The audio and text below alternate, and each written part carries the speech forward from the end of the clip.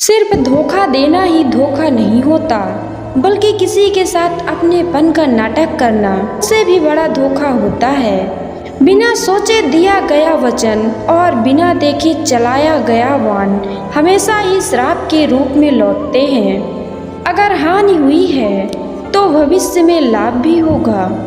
अगर छल हुआ है तो आगे चलकर हिसाब भी होगा।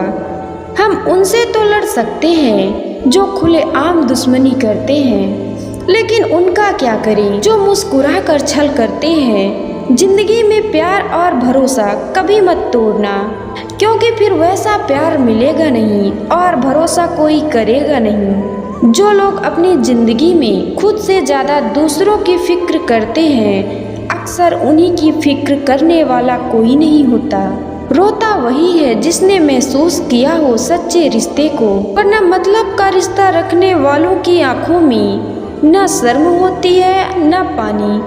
आजकल लोग समझते कम और समझाते ज़्यादा हैं, इसीलिए तो रिश्ते सुलझते कम और उलझते ज़्यादा हैं। जब तक आप में दूसरों के दोष और कमियां ढूंढने की आदत बनी रहेगी, तब तक आप किसी दूसरे का तो क्या अपना भी भला नहीं कर सकते। अपने खिलाफ बातें खामोशी से सुन लीजिए, यकीन मानिए कि वक्त बेहतरीन जवाब देगा। सब्र और सहनशीलता कोई कमजोरी नहीं होती, यह वह अंदरूनी ताकत है जो सब में नहीं होती।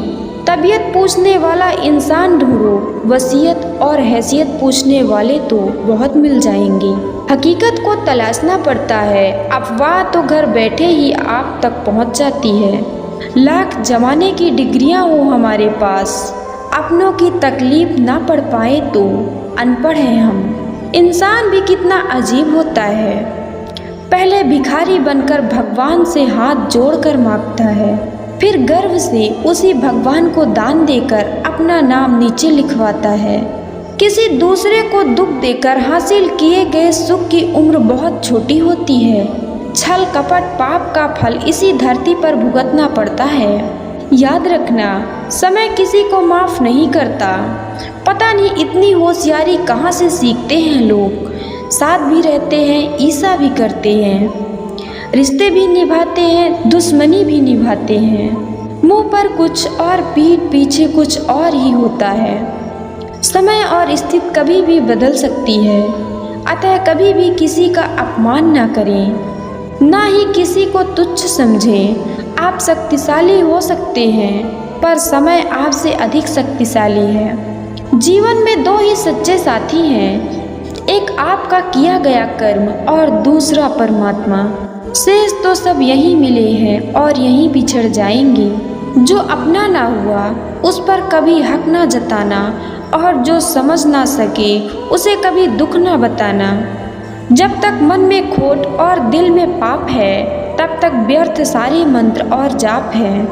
अन्याय पर मौन रहने वाला सदा रोया है। धृतराष्ट्र के मौन ने भी 100 पुत्रों को खोया है।